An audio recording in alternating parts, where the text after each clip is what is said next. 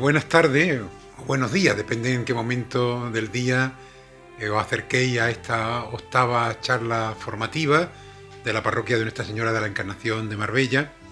Y una vez más, la tercera ola de esta pandemia de dimensiones jamás conocidas nos obliga a volver al formato vídeo, aunque muchísimos de vosotros es el formato que habéis llevado desde el primer momento, porque gracias a Jesús Televisión, a Juan Carlos y a Isma, pues desde el primer momento estas charlas fueron grabadas y se van difundiendo precisamente por medio del vídeo. Esta octava charla formativa, mientras estaba un poquito diseñando, pensándola, me daba cuenta que se nos acumula el trabajo, porque estamos justamente en los inicios de la semana de oración por la unidad de los cristianos, y recordaba yo en aquellos momentos iniciales de cuando la Iglesia instituye esta semana, que termina precisamente en la fiesta de la conversión de San Pablo, el próximo 25 de enero, pues cuando la Iglesia, después del Concilio Vaticano II, instituye esta semana de oración por la unidad de los cristianos, el entonces bendito cardenal Bea decía aquella frase que ha quedado grabada en los anales precisamente del ecumenismo: a la unidad de los cristianos solo podremos ir de rodillas, hablando realmente de la importancia que tiene la oración para que se nos abra el alma y las entrañas para cumplir ese deseo de Jesús, nuestro Maestro, Padre, que todos sean uno, para que el mundo crea.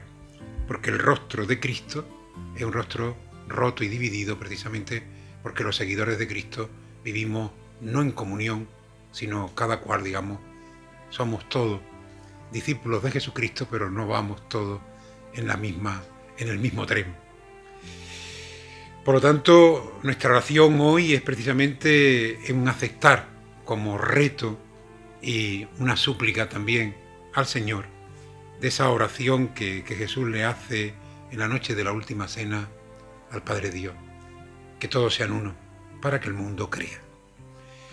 También porque el próximo domingo tercero del tiempo ordinario, hemos retomado ese tiempo que ahora va a ser unas pocas semanas, porque ya dentro de un mes escaso comenzaremos el tiempo de Cuaresma, pero el tiempo ordinario, que es el tiempo más largo en el año litúrgico, el próximo domingo tercero del tiempo ordinario, el Papa Francisco ya hace un par de años lo declaró Domingo de la Palabra de Dios.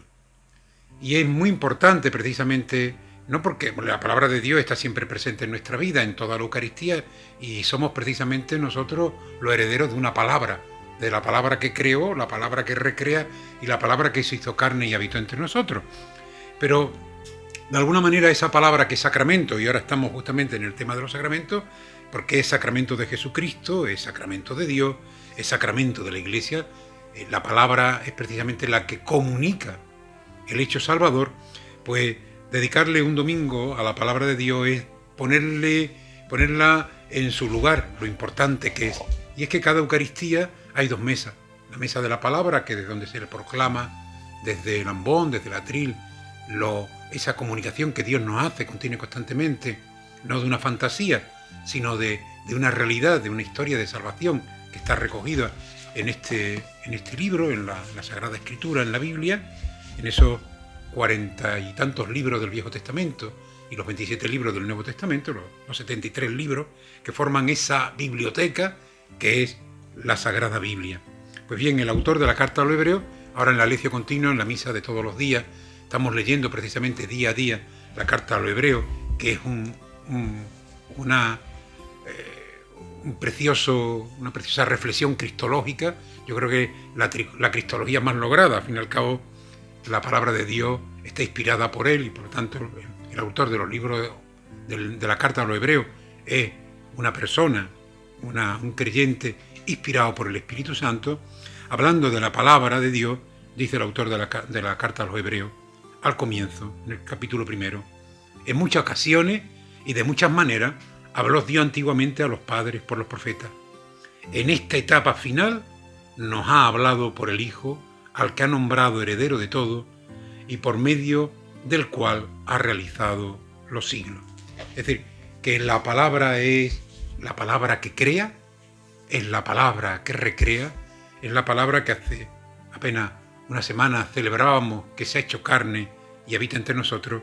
Es una palabra salvadora, es una palabra amorosa, es una palabra misericordiosa, es Dios hecho palabra y la palabra hecha carne en Jesucristo y la palabra que se hace sacramento de salvación en la Iglesia, sacramento de Jesucristo y en cada uno de los 7, y solo 7, como decía el Concilio de Trento, sacramentos de la Iglesia. Por lo tanto, un momento de gran alegría, es decir, y de gran importancia. La palabra no es cualquier cosa, por eso está entronizada y destacada en el lugar celebrativo. Y en tercer lugar, tened presente que esa palabra es la palabra que anunciaron los profetas. Esa palabra es la palabra que también nosotros, los nuevos profetas, porque por el bautismo nos hemos incorporado a la vida de Jesucristo y fuimos crismados, es decir, consagrados con el crisma santo para ser como Él, esas tres cosas que es Jesucristo y que somos también nosotros a distancia infinita, pero porque Él ha querido regalárnosla. Sacerdote, profeta y rey. El profeta es el hombre, la criatura, que en nombre de Dios anuncia lo bueno, en nombre de Dios denuncia lo menos bueno y en nombre de Dios anima y contagia la esperanza. Yo creo que ese ser profeta que por el bautismo hemos recibido con la consagración del crisma, siempre, pero para estos momentos que nos toca vivir, son el ser profeta a la Iglesia y el ser profeta a cada uno de sus miembros. Creo que es algo muy, muy importante y no es algo que nos viene dado o es algo que me gusta, sino que es precisamente algo que es constitutivo de nuestro ser cristiano, precisamente el profetismo. Y no esa idea que tenemos del profeta como un señor antipático va por el mundo, digamos, diciendo que todo está mal. No.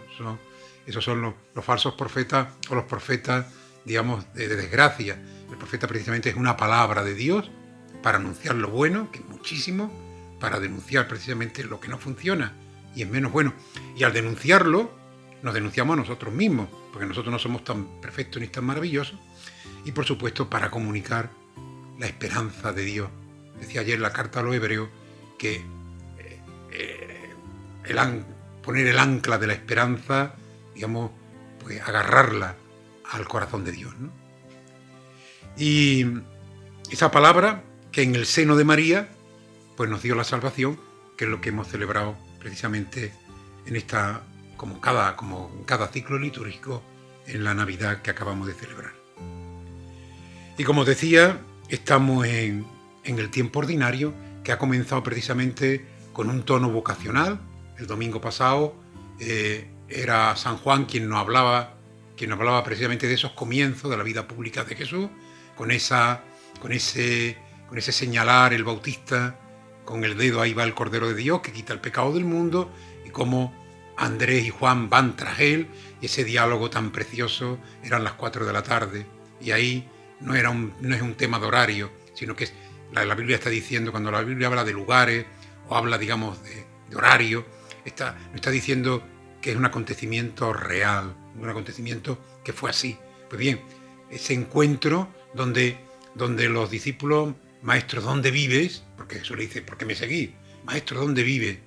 Y no, Jesús no le dice, pues mirar, te mando mi ubicación. Ahora le diría, te mando mi ubicación. No, le dice, venid y lo veréis. Fueron con él y estuvieron, pues dice, aquel día lo pasaron con él, sería la hora décima, es decir, que pasaron unas pocas de horas.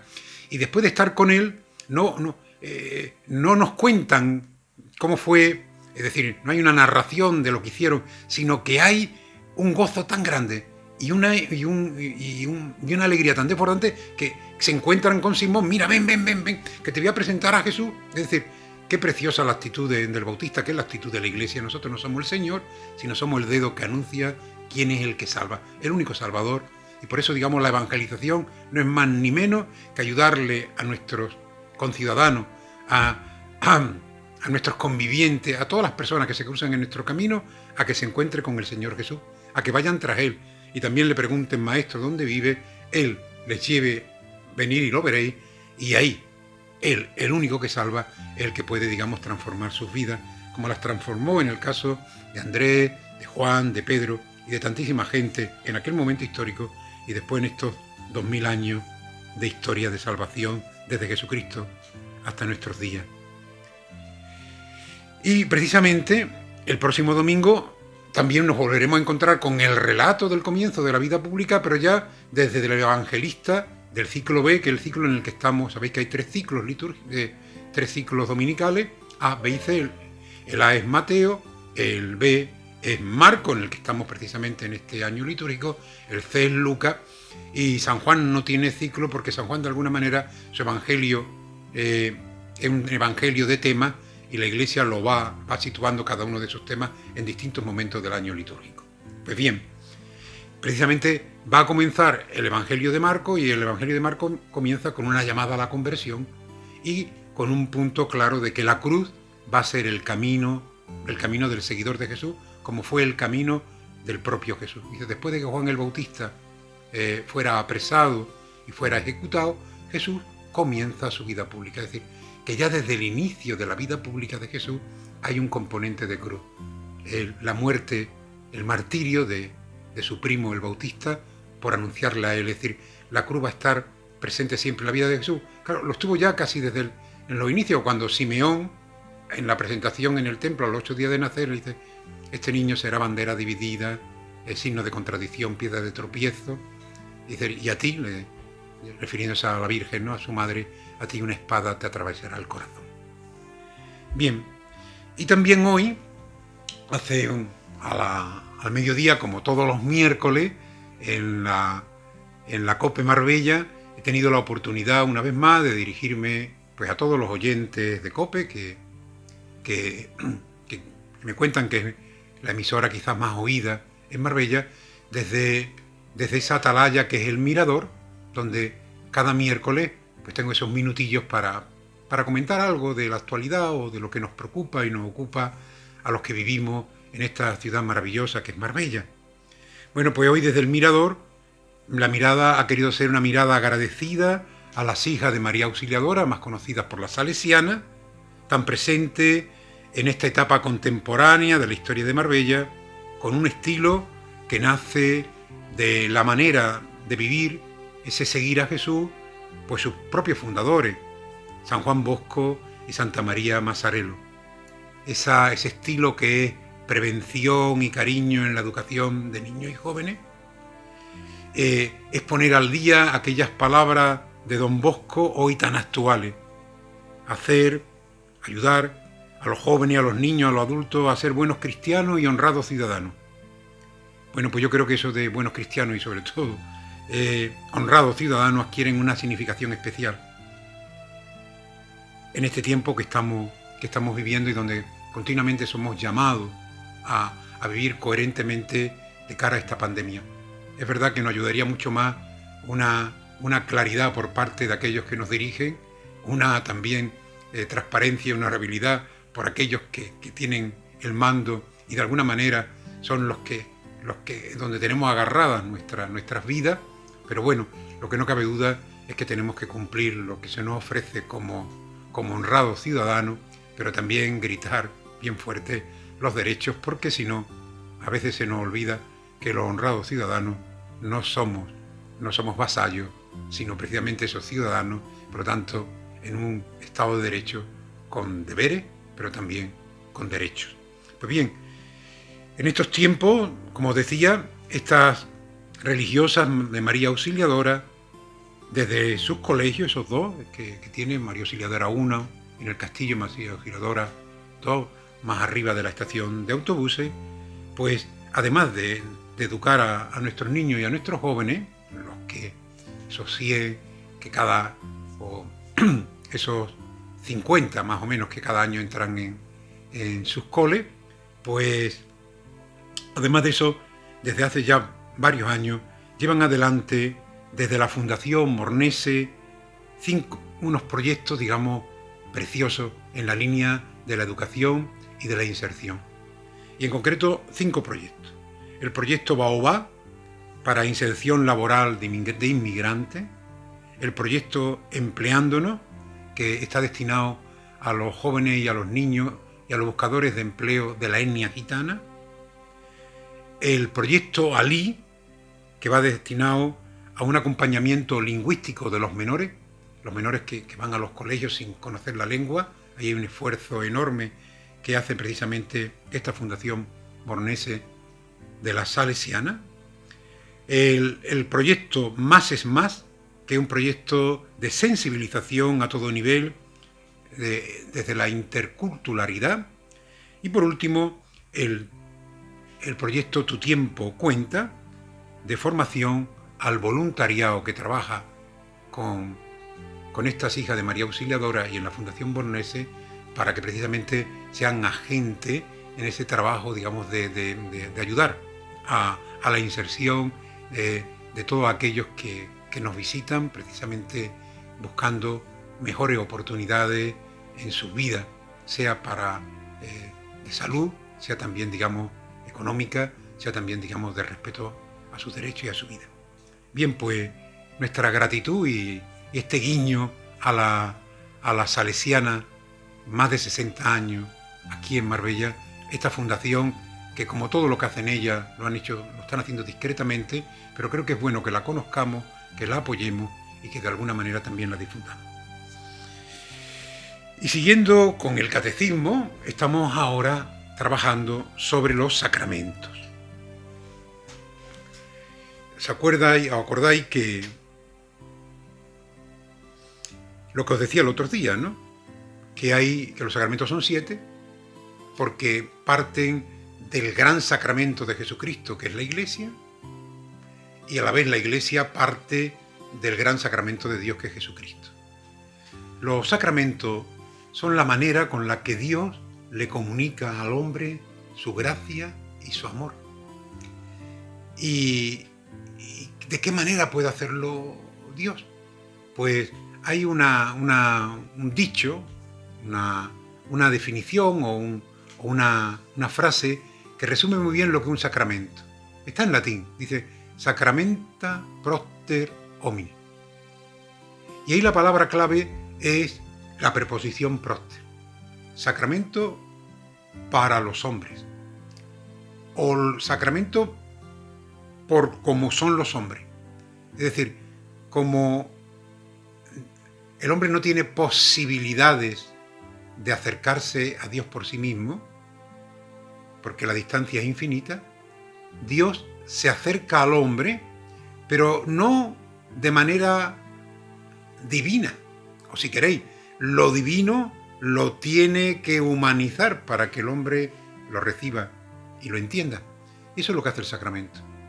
La gracia, que es sobrenatural, sin dejar de serlo, tiene que naturalizarse, por decirlo así, para que el hombre la pueda percibir y la pueda, digamos, en su vida vivir.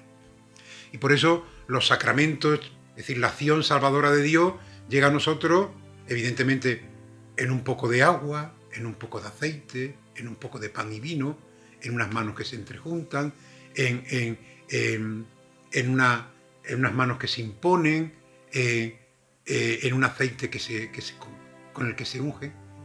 Es decir, eso son la materia, lo natural, para a través de ella Dios darnos su gracia y su amor y su salvación. Bien, pues ese como es el hombre, y para acercarse al hombre, Dios en Jesucristo instituye el sacramento Iglesia y dentro de la Iglesia los sacramentos de la salvación. Y hay tres sacramentos que son los sacramentos de la iniciación cristiana. Es decir, como nadie nace cristiano, todos nacemos paganos, pues evidentemente necesitamos un proceso para ser cristianos. Y ese proceso es la iniciación cristiana. Y ese proceso de iniciación cristiana tiene 3 acciones sacramentales: el bautismo, la confirmación y la Eucaristía. Esas 3 van tan unidas, 2 que se reciben solo una vez en la vida, bautismo y confirmación, y la Eucaristía, que es un sacramento, que es como sacramento, que es el alimento para no dejar de ser cristianos, evidentemente la Eucaristía, que es el gran y definitivo sacramento, lo vamos recibiendo fundamentalmente domingo a domingo, aunque hay muchas personas en la Iglesia Católica que lo reciben cada día.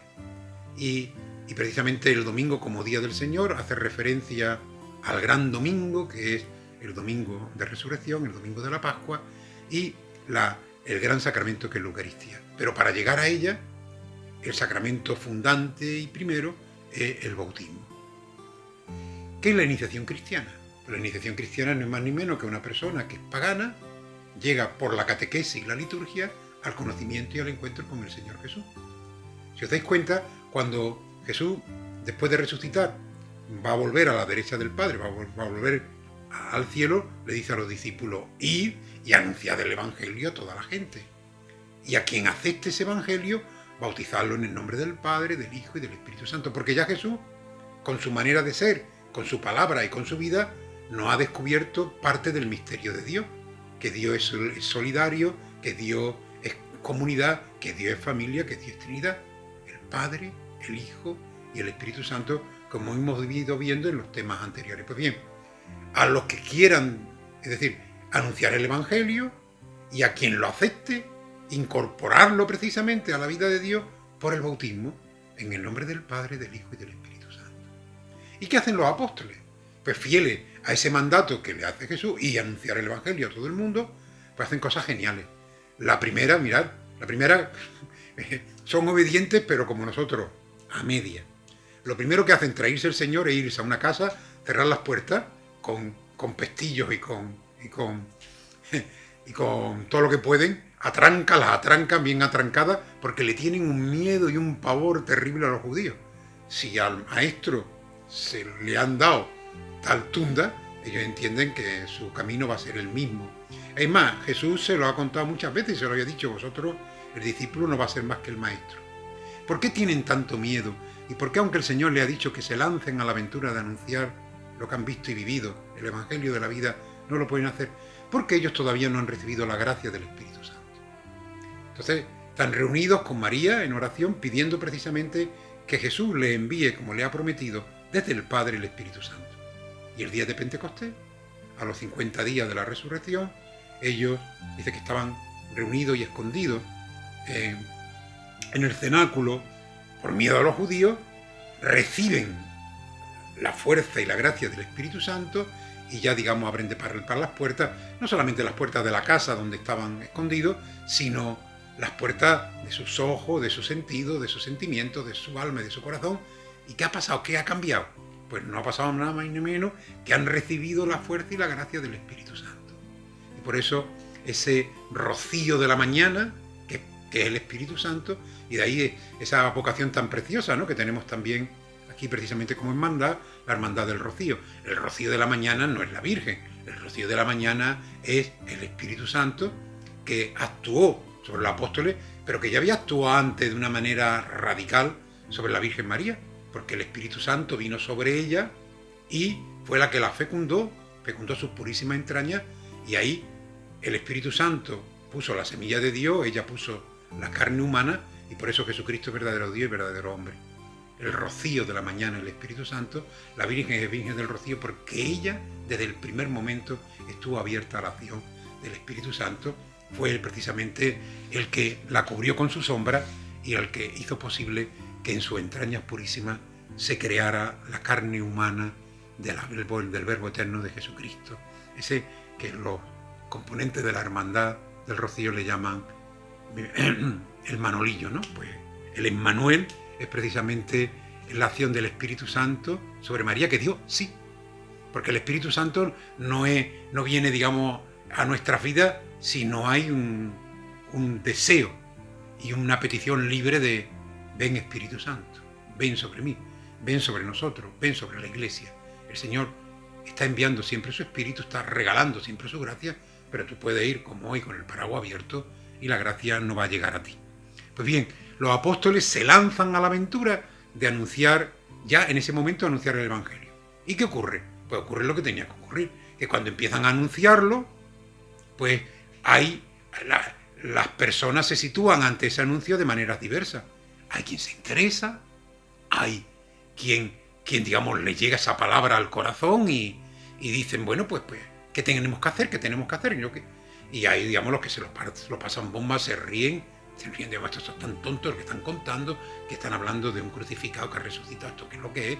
Otros se escandalizan y otros incluso hasta digamos, les sienta mal ese anuncio y los apedrean y los ridiculizan y hay ese momento que le dicen a Pedro, bueno, pero que son las 10 de la mañana, que ya estás bebido. No, yo no estoy bebido.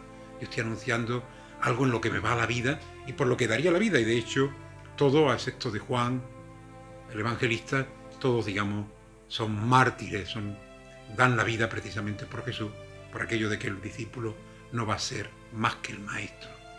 Bueno, pues a los que el anuncio del Evangelio les llega al alma son aquellos que comienzan el proceso de la iniciación cristiana, que a lo largo de la historia de la Iglesia ha tenido modalidades diferentes. ¿Por qué? Pues porque las situaciones son distintas.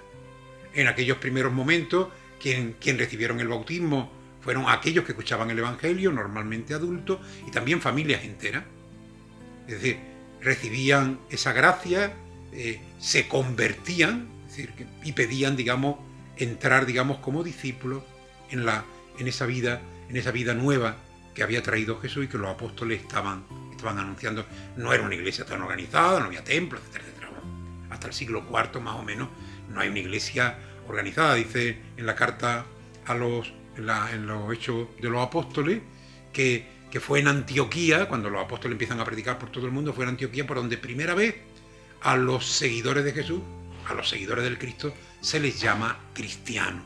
Es decir, que la iglesia no es que una mañana nos acostamos sin iglesia, a la mañana siguiente pues ya está la iglesia católica fundada, ¿no? Con las parroquias, con los párrocos, con todo, ¿no? Es decir, la iglesia se va desarrollando a lo largo de la historia, va cogiendo cuerpo y manera y se va también, digamos, de alguna manera acomodando, incardinándose, inculturizándose en las distintas circunstancias, en los distintos. Al principio los primeros cristianos procedían todos del mundo judío, después ya vendrán de la gentilidad y así sucesivamente. Y sabéis que eso también creó problemas porque como los primeros cristianos eran judíos hechos cristianos, pensaban que para hacerse cristiano había que hacerse judío primero y después cristiano. Y eso provocó el Concilio de Jerusalén, donde dijeron, no, para ser cristiano lo que hace falta es bautizarse, no hay que circuncidarse. Bien, pues ese camino hacia ser cristiano es lo que se llama la iniciación. Y la iniciación se hace por la catequesis y por la liturgia. La liturgia son las celebraciones, fundamentalmente y principalmente la Eucaristía, y entonces los catecúmenos, es decir, que los que todavía no son cristianos, van recibiendo una catequesis que fundamentalmente es bíblica, es la palabra de Jesús y es la palabra de Dios contenida en la Biblia, es decir, esa palabra es la que tiene que ir provocando en el catecúmeno una conversión. Es decir, yo, como no nacemos cristianos, yo tengo unos instintos y unos sentimientos que no estaban evangelizados, voy descubriendo quién es Jesús, cuál es su palabra, cuál es su evangelio, cuál es su proyecto de vida sobre mí, y yo voy paso a paso, voy siguiendo ese camino hasta decir, bien, de acuerdo, pues yo quiero ser cristiano, y entonces somos aquellos que lo desean. En los inicios eran en una misma celebración, normalmente en la noche de Pascua, recibían el bautismo, la confirmación y la Eucaristía. Por eso estos tres sacramentos han estado siempre perfectamente unidos. Y a lo largo de la historia, cuando se separan por razones que nada tienen que ver con con el hecho, digamos, teológico, sino que más bien por una práctica pastoral. Al principio era el bautismo, pues se hacía en una gran celebración, eran pocos cristianos, y estaban allí los presbíteros, el obispo, el diácono. Entonces entraba el catecúmeno, entraba en la fuente bautismal, era bautizado bien por el diácono, por el presbítero, y al salir el obispo que estaba allí también lo ungía, estamos hablando en la iglesia latina, lo ungía con el crisma santo y así lo confirmaba, y se le ponían la vestidura blanca y se acercaba a la mesa de la Eucaristía. Pasado el tiempo, los obispos ya no podían estar en todas las celebraciones del bautismo, entonces decía, bueno, bautizadlo vosotros y ya iré yo y los confirmaré. Y por eso, digamos, el rito de la confirmación se separa del rito bautismal y por eso, digamos, a lo largo del tiempo resulta que adelanta la Eucaristía al sacramento de la confirmación. Pero de hecho, y lo lógico y lo normal era bautismo, confirmación y Eucaristía. De hecho, ahora en la diócesis de Málaga, como sabéis, hemos vuelto cronológicamente a que sea bautismo, confirmación y Eucaristía. Pero en el fondo es una unidad. Y de hecho, también, digamos, el bautismo es el gran sacramento fundante. La confirmación es una continuación y llevar de alguna manera el bautismo a su plenitud. Yo siempre digo que el que no está confirmado es un bautizado que cojea.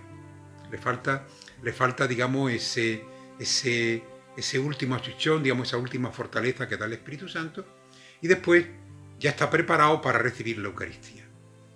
Pero también es muy importante tener en cuenta que como los sacramentos son acciones del Espíritu Santo, no hay que esperar a la confirmación para recibir el Espíritu Santo.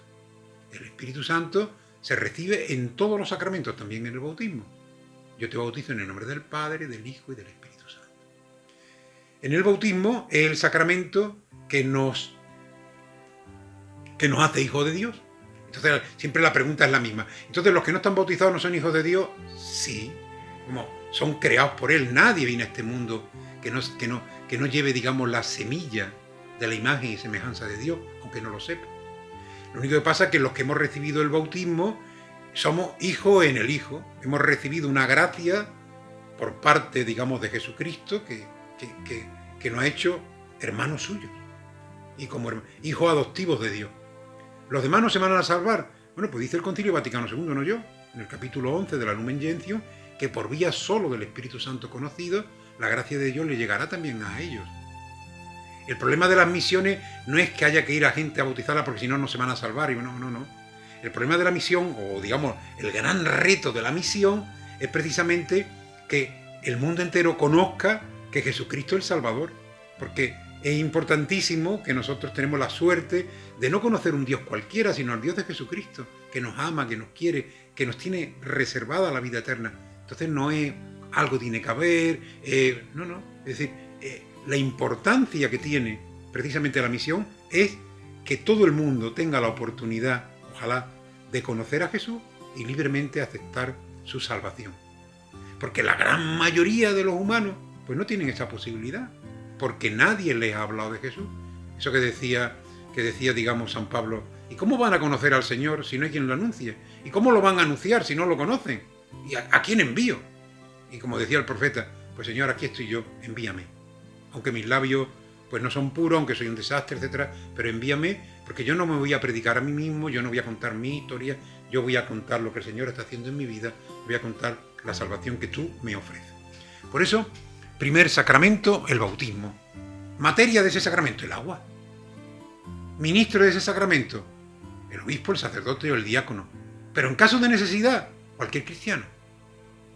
Porque no es un problema de magia echar agua, sino evidentemente es un tema, digamos, de Espíritu Santo. A esta persona que quiere ser cristiana y que, digamos, ha recibido el Evangelio y ha convertido su vida como proceso al Evangelio del Señor, pues se le bautiza en el nombre del Padre, del Hijo y del Espíritu Santo. Y dice, bueno, entonces por los niños que no saben, los niños son bautizados en la fe de la Iglesia, con el compromiso por parte de la Iglesia, ojalá también con la colaboración de sus padres, que son iglesia también, de que los van a educar en la fe.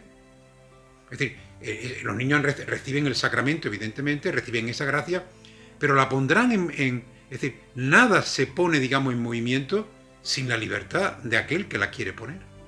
Por lo tanto, cuando bautizamos a un niño no le imponemos nada, le hacemos un regalo. Y ya sabéis lo que pasa con los regalos. Cuando tú llegas, a ti te hacen un regalo, también los haces de pequeño, y si un día descubre que ese regalo pues no lo quiere o no te gusta, pues lo guarda en el cajón o lo tira. Es decir, que esa moda que ahora se ha creado, no, yo ya cuando sea mayor, cuando tenga, ya cuando pueda decidir por sí mismo, que elija, bueno, pues mire usted, yo solo lo único que tiene que elegir es si se bautiza o no, ¿no? Si estudia o no estudia, el inglés o el ir al colegio, eso no lo tiene que decidir. Es decir, eso es un poco así increíble, ¿no? Tú no le impones nada. Pero es más, si tú eres un creyente ferviente, pues en tu manera de ser y de hacer, en tu manera de obrar, le estarás transmitiendo lo que tú vives. Y lo mismo, si tú no eres creyente, aunque hayas bautizado a tu hijo, no le estás transmitiendo precisamente. Es decir, el medio ambiente ayuda muchísimo. No el bautismo recibido ahí de una manera mágica, sino que el bautismo es una gracia, es yo siempre digo, un tatuaje de Dios en el alma, que Dios te dice, te doy mi amor, te quiero arrabiar, que lo sepas, eres hijo mío y eres, digamos, hermano de Jesucristo, que es tu hermano mayor, ahí tienes mi gracia, eso está ahí todo puesto en tu alma, pero si nadie te dice que mires en tu alma, porque Dios te ha hecho esos regalos, pues puedes pasarte la vida entera sin enterarte que ese bautismo tiene, que tú lo has recibido. En el momento que gracias a la catequesis y gracias a la liturgia te das cuenta que eso está en ti, pues evidentemente ya eso, la naturaleza y la gracia se ponen de acuerdo y entonces ese bautismo empieza a florecer.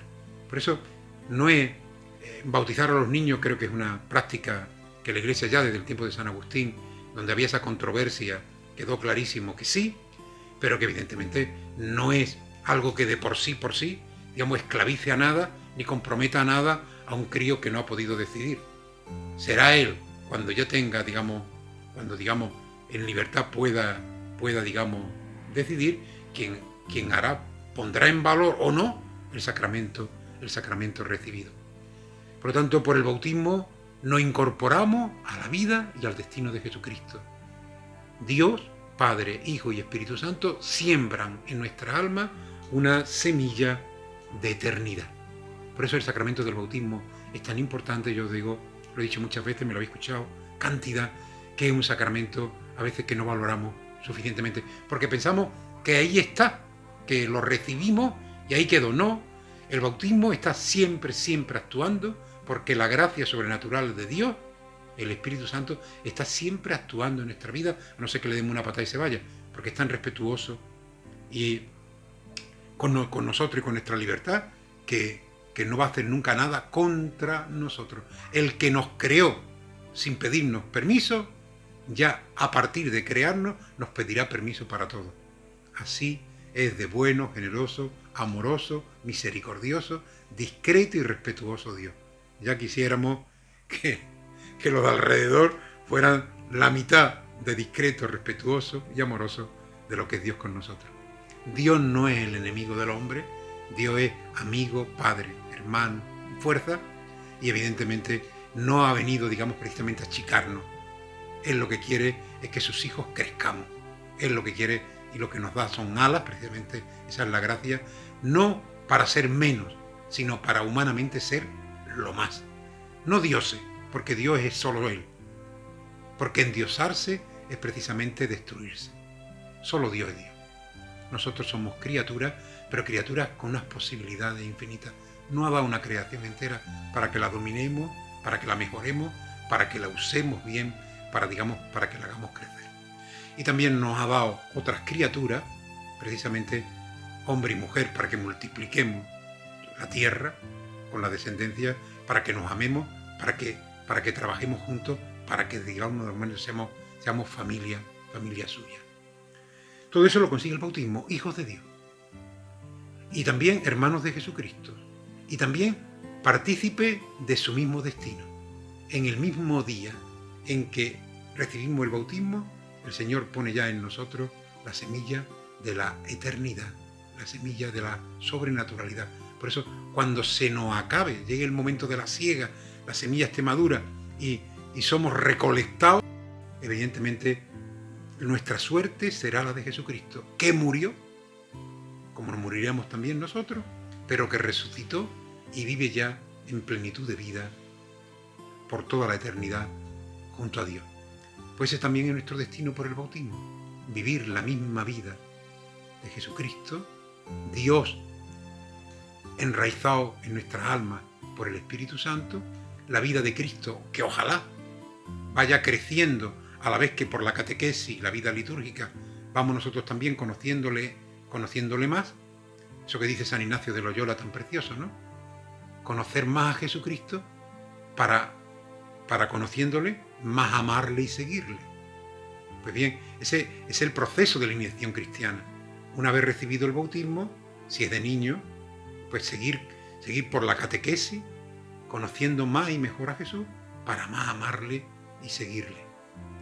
En ese proceso está después, digamos, el siguiente sacramento, que es la confirmación, que cuando te bautizas de adulto lo reciben los tres juntos, cuando lo recibimos de pequeño solamente el bautismo, y en un momento ya apropiado, pues recibes la confirmación, que no es más ni menos que Dios confirma su amor en ti. Y recibe el Espíritu Santo como lo recibieron el día de Pentecostés los apóstoles. Por lo tanto, no es esa idea que a veces también tenemos muchos cristianos, y que a veces en las catequesis de confirmación, cuando la recibimos de adultos, pues de alguna manera nos habíamos contado unos a otros. Es decir, que cuando ya soy mayor y soy consciente y soy responsable, ahora yo confirmo mi fe. Pues mire usted, primero la fe es un regalo, la fe es un don, y yo no confirmo nada. Porque cuando un hombre quiere confirmar algo, se va al notario, a mi amigo Fernando Alcalá o a otro, y allí hace un acta. Es decir, el día de nuestra confirmación no afirmamos nada, ni confirmamos nada. Es Dios quien nos confirma. Quien confirma es Dios. Dios es el que por la unción del crisma y por la imposición de manos nos regala ese Espíritu Santo. Y por lo tanto, yo te confirmo mi amor. Es otro tatuaje en el alma que Dios nos pone. El día que nos bautizamos, puso te quiero arrabiar, eres mi hijo. Y el día que nos confirmamos, dice te confirmo mi amor. Por lo tanto, la confirmación es continuación de ese bautismo comenzado. Es más Espíritu Santo, si quiere, por hablar de alguna manera, de ese que ya en el bautismo hemos recibido. Es una confirmación por parte de Dios de ese itinerario que como cristianos estamos realizando. Y no es una confirmación que yo hago. Recibe por esta señal, es decir, la materia de la confirmación es la imposición de manos y la unción con el crisma santo, y las formas son las palabras del obispo o del delegado del obispo. Recibe por esta señal el don del Espíritu Santo. Es decir, somos señalados, somos consagrados, como ya lo fuimos en el bautismo con el Espíritu Santo, para ser, como aprendíamos de pequeño, milites Christi, soldados de Cristo. Es decir, para ser militantes cristianos. Ya de alguna manera, es decir, es una fuerza más, un añadido de gracia que lo puedes recibir en el mismo día del bautismo o que lo puedes recibir algún tiempo después. Y eso ya nos capacita y nos prepara para que como adultos cristianos, no adultos por edad, sino adultos por conocimiento y seguimiento de Jesús, nos podamos sentar a su mesa, que es el tercer sacramento y es el final de la iniciación cristiana, la Eucaristía. La Eucaristía es el sacramento de la plenitud de la vida cristiana. Yo ya conozco al Señor, yo ya quiero seguirle, he aprendido a vivir a su manera, con mis defectos, con mis pecados, con mis límites. Sé que tengo la gracia para poder, vivir así. Si me equivoco, el Señor también ha instituido otro sacramento, el cual veremos después, que es de la penitencia, para recuperar la gracia del bautismo, que a veces la pierdo por el pecado, y estoy ya preparado para acercarme a esa mesa y recibir el pan de la Eucaristía, recibir al mismo Cristo hecho pan de amor para no cansarme de amar. Bueno, pues aquí lo vamos a dejar, estamos ya en el final de esta octava charla formativa. En la próxima, que será probablemente también por medio de un vídeo, pues entraremos ya en el sacramento de la Eucaristía, que es el sacramento del que nace, y la vida cristiana, y donde termina y se completa la vida cristiana, es nacimiento y cumbre de la vida de la Iglesia. La Iglesia hace la Eucaristía y la Eucaristía hace la Iglesia. Lo veremos el próximo día, porque igual que sin el bautismo no somos cristianos, sin la Eucaristía no podemos vivir como cristianos. Pues gracias, Juan Juan Carlos, gracias Inma, gracias Jesús Televisión y gracias a todos vosotros.